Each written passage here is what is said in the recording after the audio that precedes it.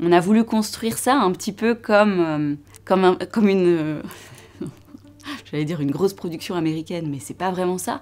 On a voulu construire ça un petit peu comme une série, en plusieurs épisodes, avec du suspense, à la fin de chaque épisode, un cliffhanger, où ça se termine et on a hâte de savoir la suite, comment ça continue.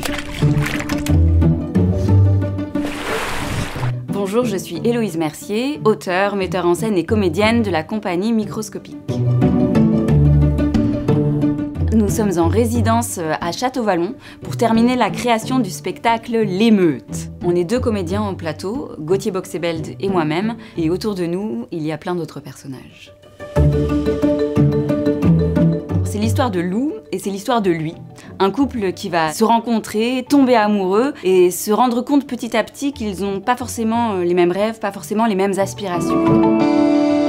L'émeute, c'est tout ce qui crie à l'extérieur, les injonctions, les héritages, les influences, mais aussi tout ce qui crie à l'intérieur de chacun. L'émeute, c'est les liens qui nous retiennent. Ça peut être des liens qui nous portent, et ça peut aussi être des liens qui nous empêchent, qui nous entravent.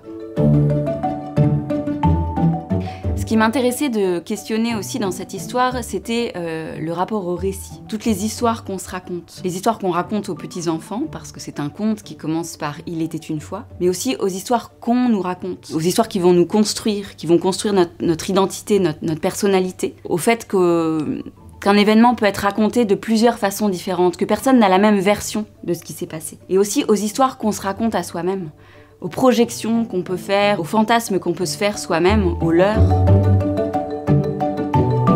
Alors ma réplique préférée, c'est « Car parfois il arrive que l'on construise sa vie sur un malentendu ». Alors c'est un spectacle qui est très sonore, très immersif, c'est un petit peu l'identité de la compagnie Microscopique. Je travaille avec Vincent Béranger qui a composé la musique, Charlie Morin qui a fait les arrangements et les mixages. C'est une musique qui est assez épique et construite comme quelque chose qui avance. C'est un peu une cavalcade, on est embarqué avec les personnages qui eux aussi sont embarqués dans cette histoire. Il y a un livre qui est peut-être le premier que j'ai lu en commençant l'écriture de ce spectacle, qui suit en filigrane un petit peu toute l'histoire. C'est Femme qui court avec les loups de Clarissa Pinkola Estés.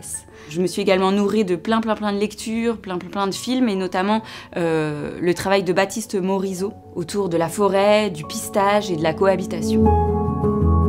La suite, c'est 5 représentations à Château-Vallon, et puis Avignon en juillet 2024, et une tournée. L'émotion, peut-être que je voudrais partager avec le public, c'est l'attention, la vigilance. Il y a une phrase dans le spectacle qui dit « Il était une fois, et il n'était pas ». Et ça, c'est une phrase qui éveille la vigilance de l'auditeur, du spectateur, pour lui dire « Attention, on va vous raconter une histoire, mais c'est une version de cette histoire. Peut-être qu'elle s'est passée autrement. »